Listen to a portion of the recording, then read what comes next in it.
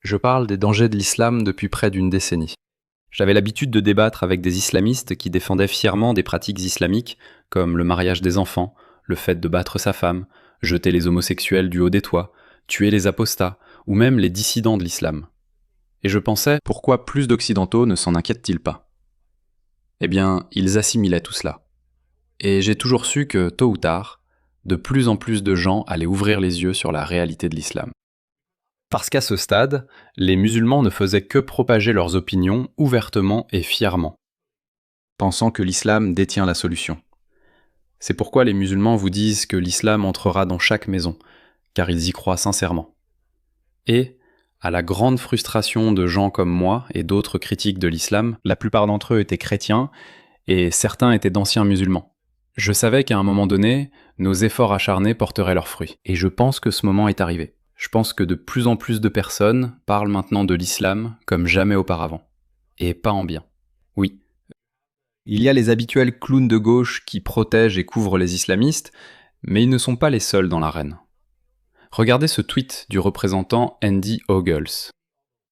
Les musulmans n'ont pas leur place dans la société américaine.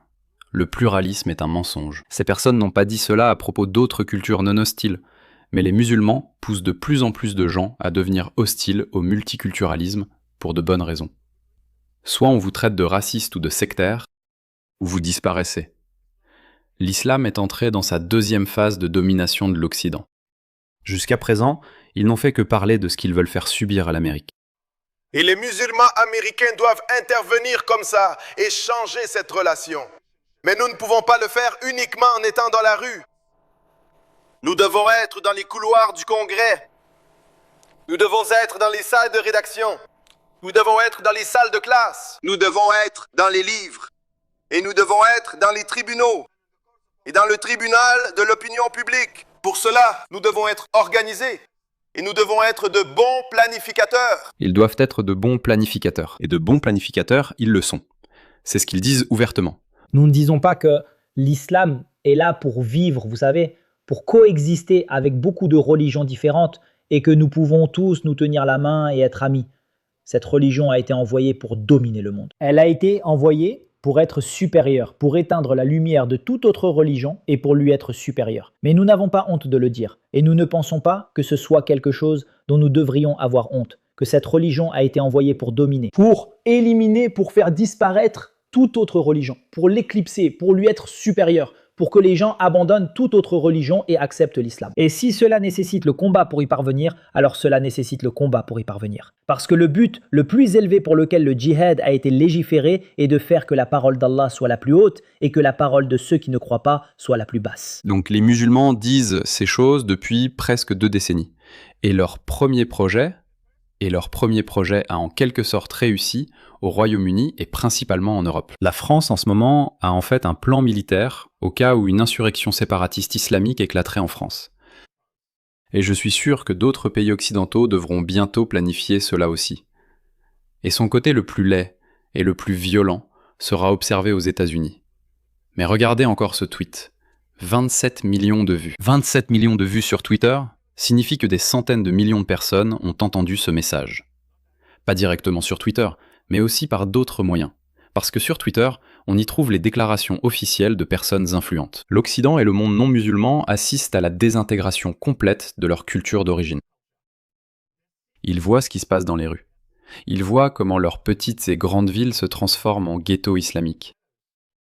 Et il faut regarder cela d'un point de vue islamique.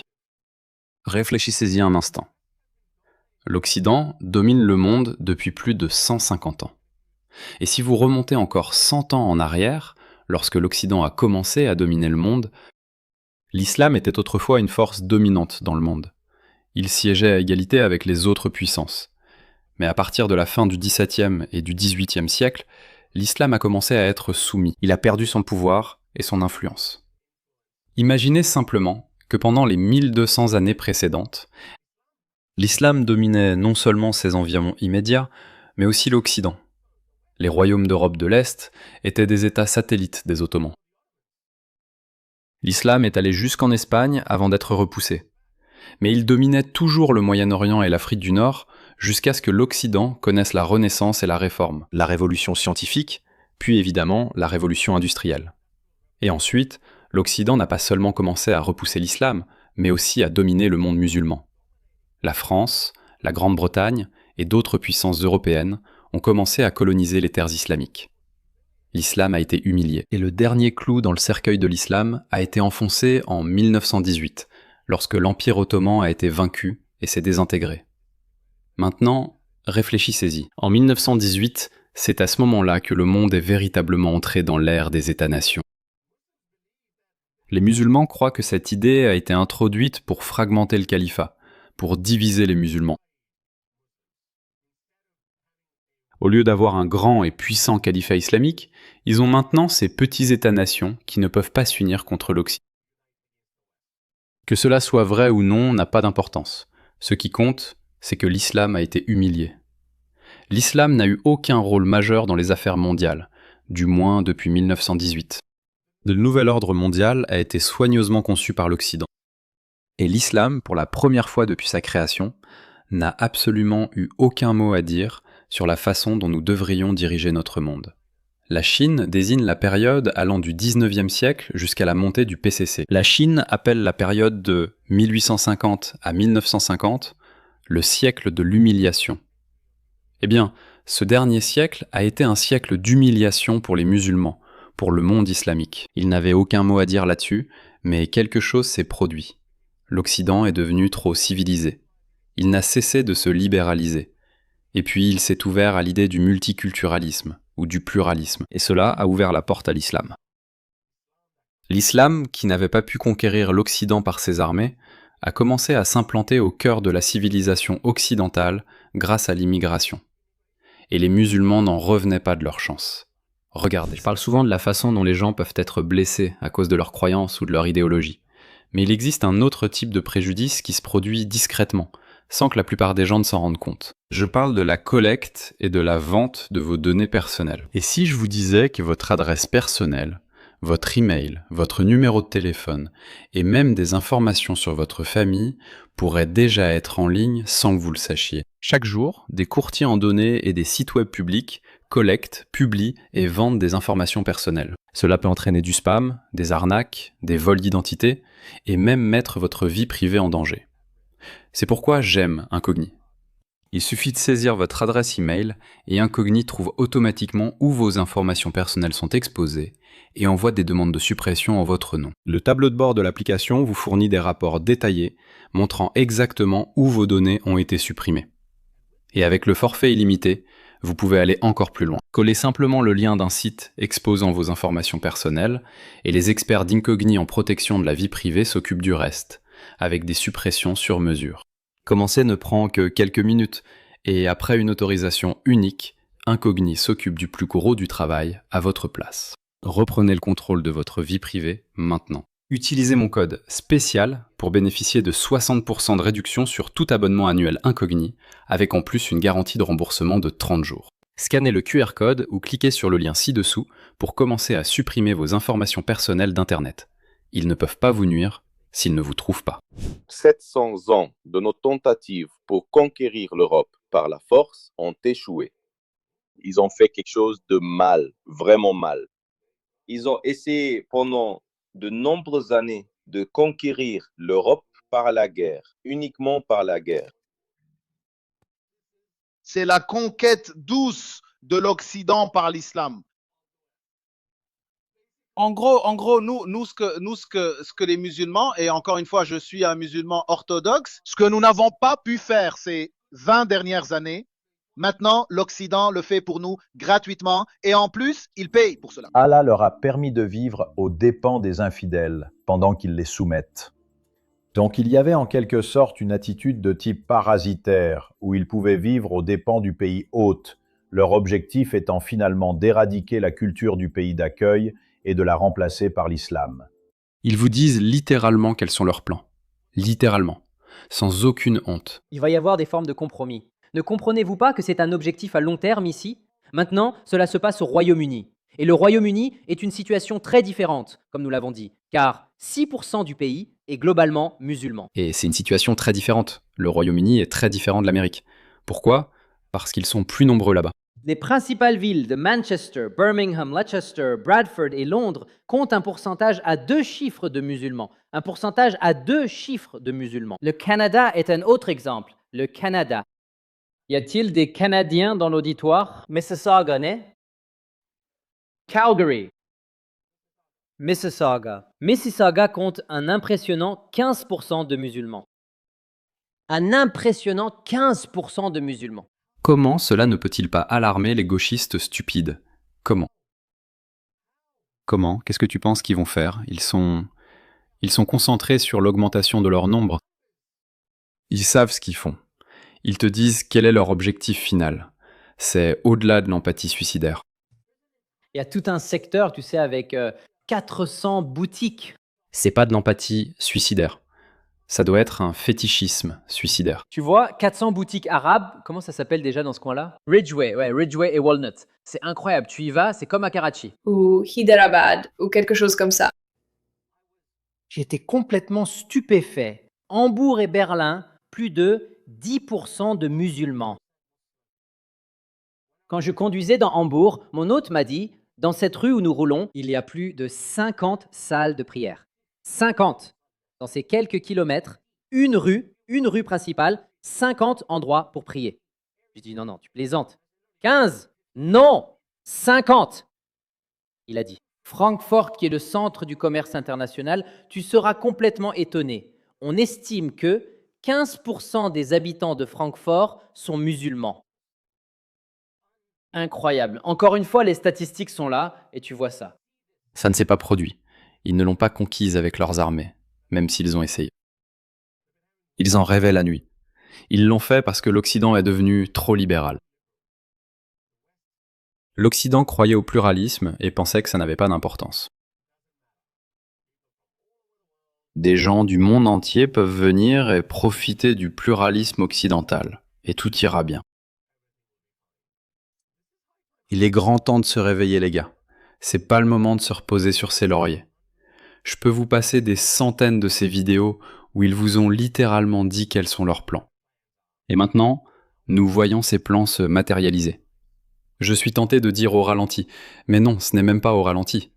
En réalité, leurs plans se concrétisent à une vitesse incroyablement rapide. D'abord, ils ont placé Sadiq Khan puis Mamdani, vous savez, ces musulmans qui portent du rouge à lèvres.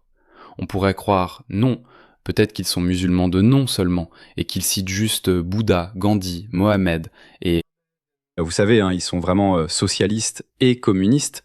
C'était la première phase, juste pour vous amadouer. Et maintenant, ils introduisent des islamistes radicaux qui parlent de ramener la violence dans leur politique, qui citent le Coran en arabe, comme source de sagesse. Et puis, nous avons des idiots, comme celle-ci.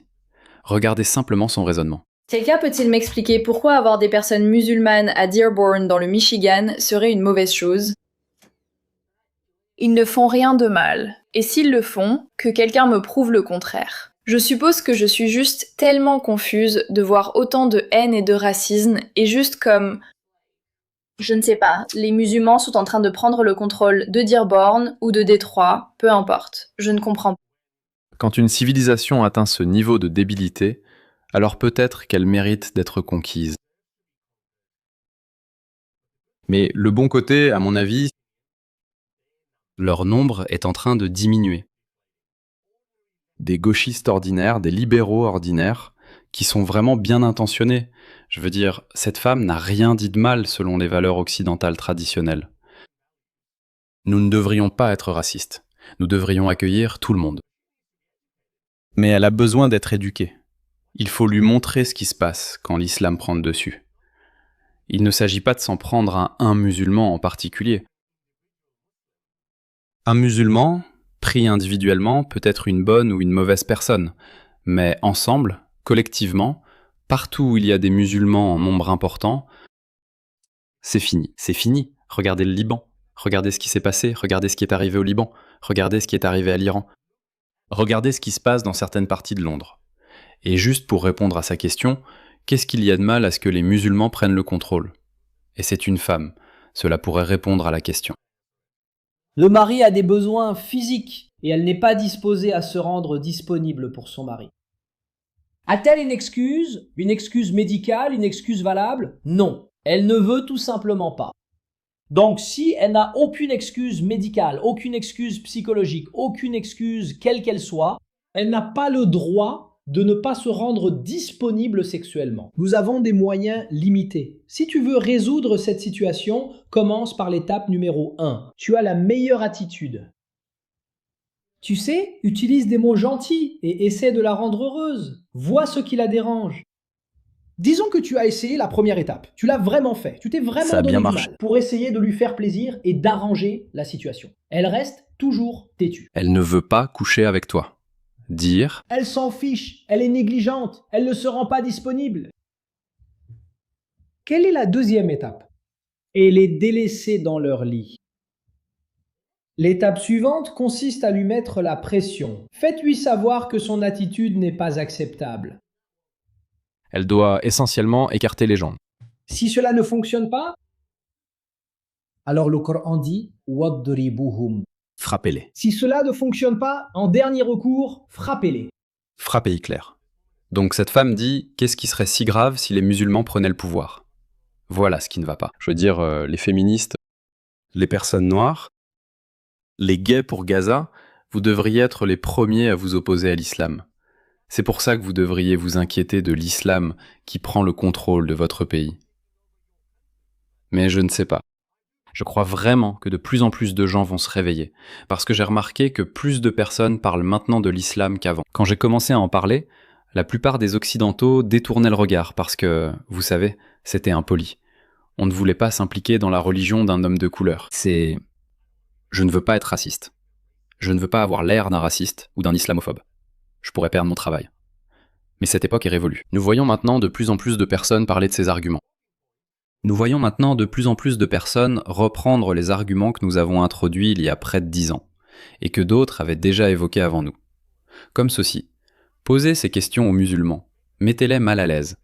S'ils croient en quelque chose, alors poussez-les à le dire. Se mettre d'accord sur quelque chose. Si deux personnes sont d'accord pour se marier, alors ce n'est pas mal. Peu importe Donc, leur dans âge, ce cas, il est parce que c'est ce que acceptable dit d'avoir mon des livre. relations sexuelles avec des enfants. Ouais. Non, tu vois, encore une fois. Tu viens de dire 100%. Tu vois, d'accord. D'accord, Voilà le problème. voilà le Comment problème. tout appelle Comment tu Comment tout appelle Aider, d'accord. Oui, je veux, je te veux. Tu es en train de lutter intérieurement en ce moment, et je le vois, parce que tu sais que c'est mal d'avoir des relations sexuelles avec des enfants. Dans toutes les circonstances, tu sais que c'est mal. Il y a tellement de musulmans qui abusent de ce qu'Allah subhanahu wa ta'ala leur a ordonné de faire. Ils en abusent parce qu'ils disent que c'est dans le Coran. Encore Mais une mec, fois, tu c'est le pour ça sais. que c'est comme ça. C'est mal d'avoir des relations sexuelles avec des enfants dans toutes les circonstances. Je comprends que tu puisses lutter avec ça. En dehors du mariage, Dans tous c'est les mal. cas, que ce soit dans le 100% mariage interdit. ou en dehors, cela ne change rien. Je sais que toi, au plus profond de ton cœur, dans ta poitrine, tu sais que c'est mal d'avoir des relations sexuelles avec des enfants dans tous les cas. C'est sa bonne nature qui ressort ici. Non, il ne pense pas ça. Regarde-le, il n'a pas du tout honte. Et c'est pour ça que tu devrais y aller aussi. Ouais. Au magasin, et tu devrais en acheter un. Il y avait une autre version de cela où il dit en fait « Non, Mohammed a épousé une fille de 9 ans, c'est parfaitement normal. » C'était soit ce gars musulman, soit un autre gars musulman. Mets-les mal à l'aise. Pose-leur ces questions. Parce que, le monde mérite la vérité. Si tu crois en quelque chose, assume-le et dis-le. C'est pourquoi je pense qu'Abdullah al-Saïd peut être détruit très facilement lors d'un débat. Sors le linge sale de l'islam. Il n'aurait nulle part où se cacher. Il sera obligé de le défendre.